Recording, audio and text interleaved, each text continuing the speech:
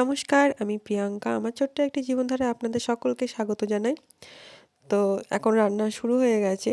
এদিকে সর্ষে শাক তুলে নিয়ে এসেছি। সেই সর্ষে শাক আজকে বাছা হচ্ছে। সর্ষে শাকটা কী করব এখন দেখা যাক। আজকে সবজিওয়ালা আসেনি, কি রান্না হবে এখনও বুঝতে পারছি না। সবজিওয়ালা না আসলে পরে মাথায় হাত হয়ে যায়।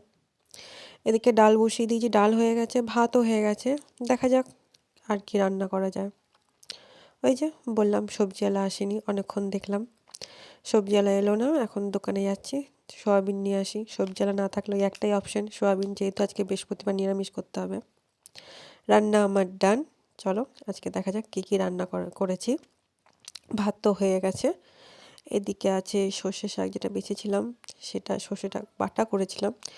আমি আজকে খাইনি, আজকে পূর্ণিমা বৃহস্পতিবার, তাই আমার আজকে উপোস ছিল। কিন্তু এই শাকটা নাকি খুব সুন্দর হয়েছে। উদয়ও খুব ভালো খেয়েছে আর মাও খুব ভালো খেয়েছে। এদিকে আলু সোয়াবিনের তরকারি, এই যে দেখো। আর নিচে ওটাতে রয়েছে ডাল।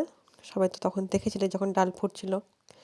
দেখো যে ডাল হয়ে গেছে। আর যেহেতু আজকে পূর্ণিমা, তাও রাত্রেবেলায় লুচি খাবো। তার জন্য এদিকে আমরা কাবুলি ছোলা আর কটা মটর আর একটুখানি সোয়াবিন নিরামিষভাবে করব। এই কাবুলি ছোলার চানা মশলা যেটা বলে সেটা। আর এখানে আজকে মা নারায়ণের প্রসাদ নিয়ে এসেছিলো, সেই প্রসাদ রয়েছে। আমি এখন খাবো না। সন্ধে হয়ে গেছে, আমিও লক্ষ্মীর পাঁচালি পরে সন্ধে সন্ধে দিয়ে বসে পড়েছি লুচি করতে।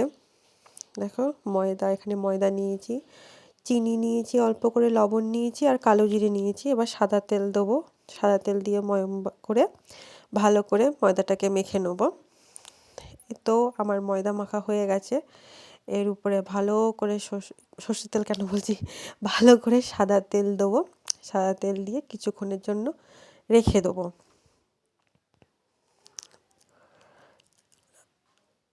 এই দেখো তরকারিও বসিয়ে দিয়েছি, লুচিও হয়ে গেছে। কিন্তু আমি যেহেতু একা ছিলাম, তো এক হাতে ফোন এক হাতে লুচি ভাজা হচ্ছিল না, সম্ভব হচ্ছিল না।